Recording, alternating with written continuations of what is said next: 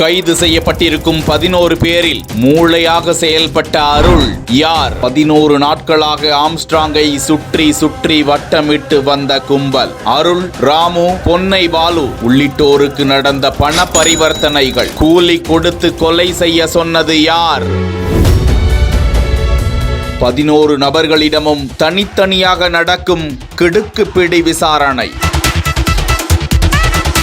CCTV காட்சியில் ஓடும் ஒவ்வொரு நபர்களும் யார் என நடக்கும் விசாரணை. வெளிவந்து கொண்டிருக்கும் விசாரணை குறித்த பகீர் தகவல்.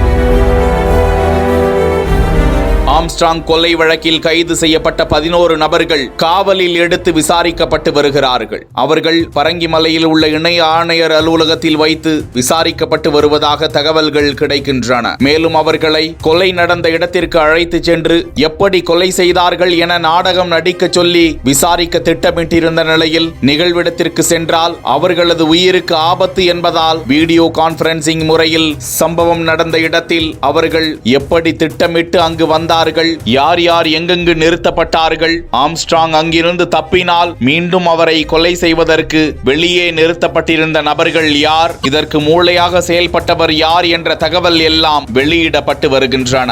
இந்த கொலையில் முக்கியமாக பெரிய கத்தி ஒன்றை எடுத்துக்கொண்டு ஆம்ஸ்ட்ராங் படுகொலையில் ஈடுபட்டு ஓடி வந்த நபர் ராமு என்கிற வினோத் என்பதை போலீசார் உறுதிப்படுத்தி இருக்கிறார்கள். ராமு ரவுடி ஆற்காடு சுரேஷின் மாங்காடில் செயல்பட்டு வரும் கிளப்பில் ஊழியராக பணிபுரிந்தவர் என்பதை போலீசார் கண்டுபிடித்திருக்கிறார்கள். ஆம்ஸ்ட்ராங்கை கொலை செய்வதற்காக 10 நாட்களாக பெரம்பூரில் தங்கி மதுபான கடை ஒன்றில் அமர்ந்தபடியே அவரை தீர்த்து கட்டுவது குறித்து திட்டம் தீட்டினார்களாம். மேலும் அவரை முக்கியமாக இந்த கொலை வழக்கில் ஆற்காடு சுரேஷோடு சிறு வயதில் இருந்தே பழகி வந்தவர் என்று கூறப்படும் வழக்கறிஞர் அருள் என்பவர்தான் இந்த கொலைக்கு மூளையாக செயல்பட்டவர் என்றும் விசாரணையில் தெரிய வந்திருக்கிறது. ரவுடி ஆற்காடு சுரேஷுடன் 12 ஆண்டுகளாக வலதுகரமாக செயல்பட்ட அவரது உறவினர் என்றும் தகவல் வெளியிடப்பட்டிருக்கிறது.